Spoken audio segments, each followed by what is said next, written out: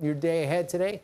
Your daybreak morning starts off with some sun and clouds, upper 60s. By late morning, we're expecting the first round of showers and some general thunderstorm chances, mid-70s. It's the afternoon. We'll see a little bit of a lull early afternoon, then likely I'm going to get going with some of those storms as we get closer to dinner time for today.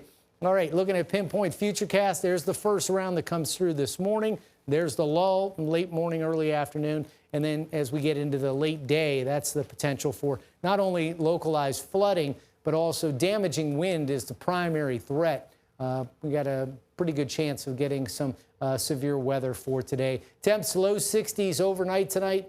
Cooler tonight as we get into daybreak tomorrow. Thunderstorms will be around right around dusk and then taper off, just an isolated shower for tomorrow. Temperatures only around 70.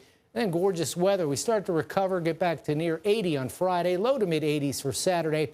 Could see an isolated storm Sunday and Monday as some cooler air works in next Tuesday, low 80s.